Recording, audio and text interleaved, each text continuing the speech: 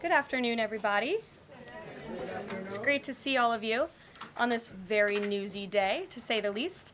I have a couple of updates for you this morning, or this afternoon. As you know, this morning, the president spoke to President Putin of Russia. They spoke at length, and the president released a statement following that conversation in great detail. I can also confirm that the president just recently got off the phone with President Zelensky of Ukraine. His truth is as follows. I just spoke to President Zelensky of Ukraine. The conversation went very well. He, like President Putin, wants to make peace. We discussed a variety of topics having to do with the war, but mostly the meeting that is being set up on Friday in Munich, where Vice President J.D. Vance and Secretary of State Marco Rubio will lead the delegation. I am hopeful that the results of that meeting will be positive. It is time to stop this ridiculous war where there has been massive and totally unnecessary death and destruction. God bless the people of Russia and Ukraine. I myself just spoke to the president about these calls, and he told me to tell all of you they were very good calls, they were very positive, and the administration is wholeheartedly committed to a peace deal to end once and for all the Russia-Ukraine war. More on that later. I'm sure you'll have more questions to ask. This week, the president has continued to deliver on his promises to the American people.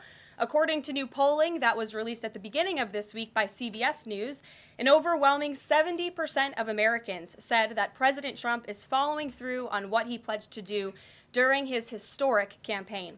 The poll also revealed that Americans see President Trump as a tough, energetic, focused, and effective leader fighting hard to improve their lives and our country. And yesterday, in particular, was a truly special day for the United States of America. Thanks to the great leadership of President Trump and the strong and tough leadership of President Trump, Mark Fogel, an American teacher detained by Russia, was returned to American soil and met with the president here at the White House last night. Special Envoy Steve Witkoff and the rest of President Trump's incredible national security team helped to negotiate the exchange that secured Mark Fogel's release. This event shows a good faith effort from Russia, and it's a sign, as I just said, that we are moving in the right direction to end this brutal war. Malphine Fogel, Mark's 95-year-old mother, was understandably very worried that she would never see her son again after his arrest in 2021. Mrs. Fogel was actually slated to join President Trump on stage at the July 13th Butler, Pennsylvania rally to speak out for Mark, and then the infamous assassination attempt against President Trump took place.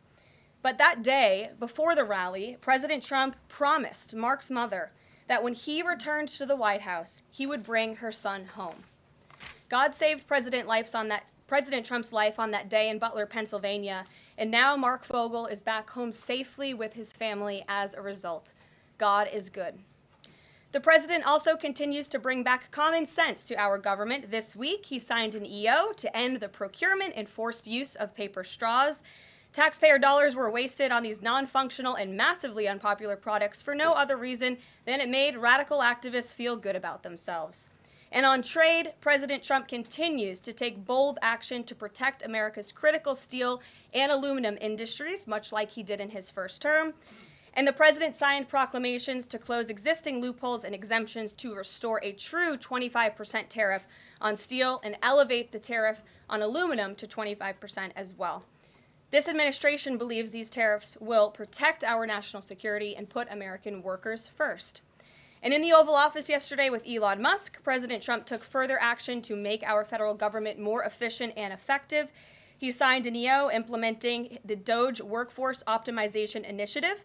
Now agency heads will coordinate and consult with Doge to significantly shrink the size of the federal workforce and limit hiring to essential positions only. The unaccountable bureaucracy will finally be reined in. On another important matter this morning, Senate Republicans continued to confirm President Trump's exceptionally qualified nominees, most recently Director of National Intelligence Tulsi Gabbard, who will be joining us later at the White House for her swearing-in ceremony. It's imperative that the remainder of the president's cabinet nominees are confirmed as quickly as possible. On another important matter this week, illegal alien criminals continue to be arrested and sent home as part of the ongoing mass deportation effort of the Trump administration. Just this week, 2 planes with 190 Venezuelan illegal aliens arrived in the Venezuelan capital from Fort Bliss, Texas. Here are some of the criminal illegal aliens who were arrested in the country this past week. ICE Atlanta arrested a citizen of Nigeria who had been convicted of money laundering. ICE San Antonio arrested a citizen of Mexico who had been convicted of assault. ICE Denver arrested a citizen of Mexico who had been convicted of aggravated assault. And ICE Houston arrested a citizen of Mexico who had been convicted of aggravated assault. Now, before I take questions, I would like to address an extremely dishonest narrative that we've seen emerging over the past few days. Many outlets in this room have been fear-mongering the American people into believing there is a constitutional crisis taking place here at the White House. I've been hearing those words a lot lately. But in fact, the real constitutional crisis is taking place within our judicial branch, where district court judges in liberal districts across the country are abusing their power to unilaterally block President Trump's basic executive authority. We believe these judges are acting as judicial activists rather than honest arbiters of the law. And they have issued at least 12 injunctions against this administration in the past 14 days, often without citing any evidence or grounds for their lawsuits. This is part of a larger concerted effort by Democrat activists and nothing more than the continuation of the weaponization of justice against President Trump. Quick news flash to these liberal judges who are supporting their obstructionist efforts: 77 million Americans voted to elect this president. And each injunction is an abuse of the rule of law and an attempt to thwart the will of the people. As the president clearly stated in the Oval Office yesterday, we will comply with the law in the courts, but we will also continue to seek every legal remedy to ultimately overturn these radical injunctions and ensure President Trump's policies can be enacted. So here in our new media seat today, we have Chris Pavlovsky, an entrepreneur who has a strong passion for protecting freedom of speech. Chris started the video sharing platform Rumble in 2013 with a mission of protecting a free and open internet from censorship by big tech and governments around the globe. The platform has always been a place for independent creators to share their authentic opinions, and they have always included President Trump, in contrast to the way he was censored by other platforms in years past. Since its founding, Rumble has grown exponentially, recently marking 67 million monthly active users. It's a lot of users. If you're watching right now and interested in sitting in this seat, you can apply, whitehouse.gov/new-media. With that, I will take your questions. And Chris, why don't you kick us off on this very busy news day? Karoline, thank you very much to you and President Trump. It's an honor to be sitting here in the new media seat for the White House press briefing and to be able to demonstrate why freedom of expression is so important. Rumble was the victim of censorship at the hands of multiple foreign governments. It's clear there are still many countries who oppose free speech and even target American companies. Can you describe what the administration will do to protect U.S. interests and values worldwide? Sure. Well, thanks for the very important question. And I think that free speech and ending censorship, both here at home and also abroad, is an important part of President Trump's agenda. I think first, President Trump has led by example on this front as the leader of the free world, the president of the United States, with his show of access and transparency on a daily basis. The president takes questions from all of you almost every single day and really reveals what he's thinking and feeling, and I think that serves as a great example to the rest of the world.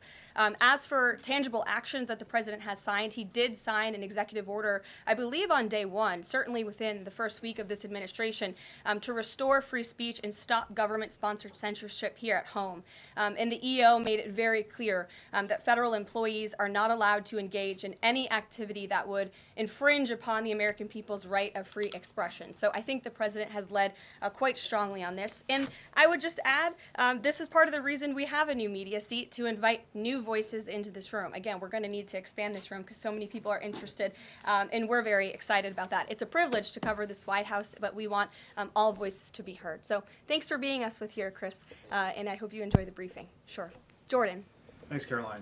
Data out this morning showed that consumer prices were up across a variety of goods, and just before that report, though, President Trump called for lower interest rates. The Fed said it's holding rates steady to try and tamp down further inflation. So how would lowering rates help keep inflation in check for the American people? Sure. Well, first of all, on the inflation point, we did receive those numbers, and they were worse than expected, which tells us that the Biden administration indeed left us with a mess to deal with.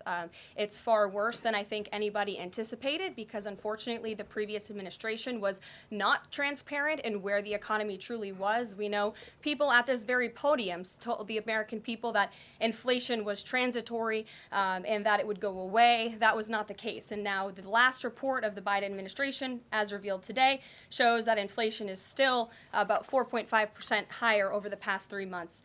This is an indictment on the Biden administration's mismanagement of the inflation crisis and their lack of transparency in addressing it.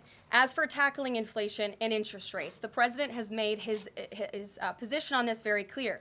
He wants interest rates to be lower, he wants inflation to be lower, and he believes that the whole of government economic approach that this administration is taking will result in lower inflation. I have said that from this podium many times. The president had record low interest rates and inflation rates in his first term. He believes that the economy can handle it and withstand it.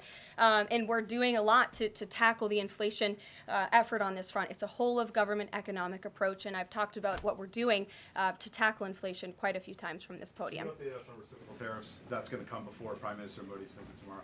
I do believe it will come before the Prime Minister's visit tomorrow, and I will let the President discuss the details on the reciprocal tariff front. But this is something he believes strongly in, and it's very simple logic as to why the President wants to impose reciprocal tariffs. It's the golden rule, which we all learned when we were growing up in school. Treat others the way you want to be treated, and far too many nations around this world have been ripping off the United States of America for far too long, and that's why the President believes this will be a great policy that will benefit American workers and improve our national security. JJ. On Doge and the fraud claims,